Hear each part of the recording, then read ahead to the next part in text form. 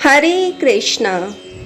भीमसेन व्यास जी से कहने लगे कि हे पितामह, भ्राता युधिष्ठिर, माता कुंती, द्रौपदी, अर्जुन, नकुल और सहदेव आदि सब एकादशी का व्रत करने को कहते हैं, परंतु महाराज मैं उनसे कहता हूँ कि भाई मैं भगवान की भक्ति पूजा आदि तो कर सकता हूँ, दान भी दे सकता हूँ, परंतु भोजन के बिना नहीं रह सकता। इस पर व्यास जी कहने लगे कि हे भीमसेन, यदि तुम नरक को बुरा और स्वर्ग को अच्छा समझते हो तो प्रति मास की दोनों एकादशियों को अन्न मत खाया करो। भीम कहने लगे कि हे पितामह, मैं तो पहले ही कह चुका हूँ कि मैं भूख सहन नहीं कर सकता। यदि वर्ष भर में कोई एक ही व्रत हो तो वह मैं रख सकता हूँ, क्योंकि मेरे पेट में व्रत नाम वाली अग्नि है, सो मैं भोजन किए बिना नहीं रह सकता।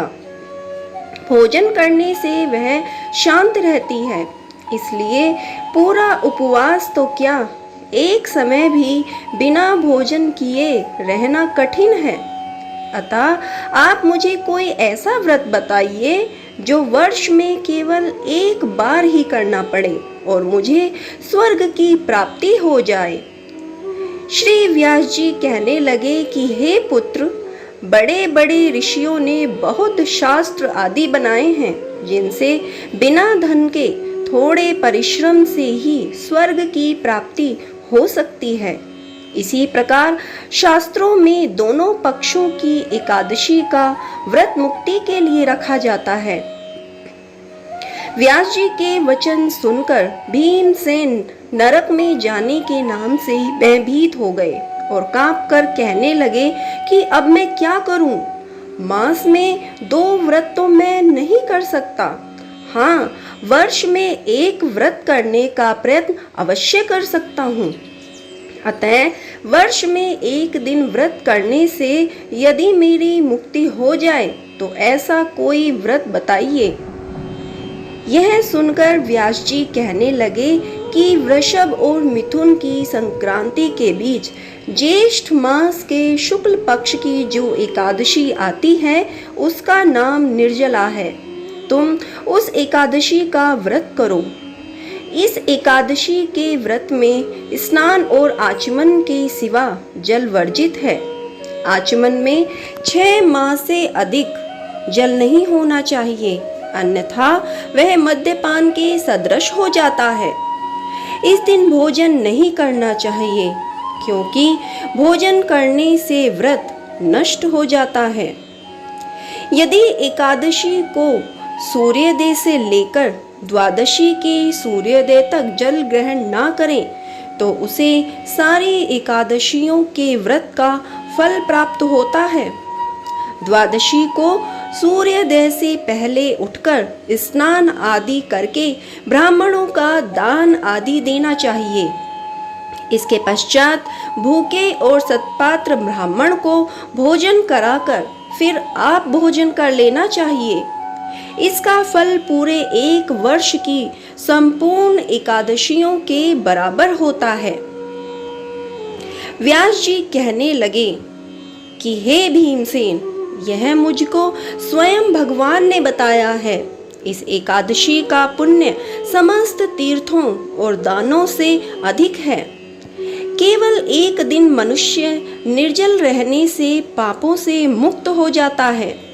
जो मनुष्य निर्जला एकादशी का व्रत करते हैं, उनकी मृत्यु के समय यमदूत आकर नहीं घेरते, वरन भगवान के पार्षद उसे पुष्पक विमान में बिठाकर स्वर्ग को ले जाते हैं। अतः संसार में सबसे श्रेष्ठ निर्जला एकादशी का व्रत है, इसलिए यत्न के साथ इस व्रत को करना चाहिए। उस दिन ओम नमो भगवते वासुदेवाय मंत्र का उच्चारण करना चाहिए और गोदान करना चाहिए।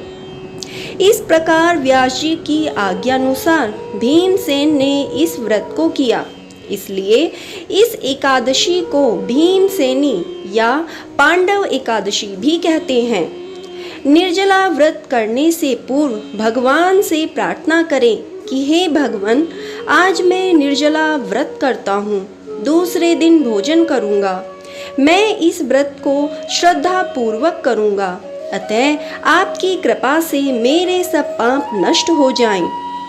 इस दिन जल से भरा हुआ एक घड़ा वस्त्र से ढककर स्वर्ण सहित दान करना चाहिए। जो मनुष्य इस व्रत को करते हैं उनको करोड़ों फल सोने के दान का मिलता है, और जो इस दिन यज्ञादिक करते हैं उनका फल तो वर्णन ही नहीं किया जा सकता। इस एकादशी के व्रत से मनुष्य विष्णु लोक को प्राप्त होता है। जो मनुष्य इस दिन अन्न खाते हैं वे चांडाल के समान हैं, वे अंत में नरक में जाते हैं। जिसने निर्जला एकादशी का व्रत किया है वह चाहे ब्रह्म हत्यारा हो, मद्यपान करता हो, चोरी की हो या गुरु के साथ द्वेष किया हो, मगर इस व्रत के प्रभाव से स्वर्ग जाता है। हे कुंती पुत्र, जो पुरुष या स्त्री श्रद्धा पूर्वक इस व्रत को करते हैं उन्हें ये कर्म करने चाहिए। प्रथम भगवान का पूजन, फिर गोदान, ब्राह्मणों को मिष्ठान व दक्षिणा देनी चाहिए तथा जल से भरे कलश का दान अवश्य करना चाहिए। निर्जला के दिन अन्न, वस्त्र, जूती आदि का दान भी करना चाहिए। जो मनुष्य भक्ति पूर्वक इस कथा को पढ़ते या सुनते हैं उन्हें निश्चय ही स्वर्ग की प्राप्ति होती है। जय श्री हरि।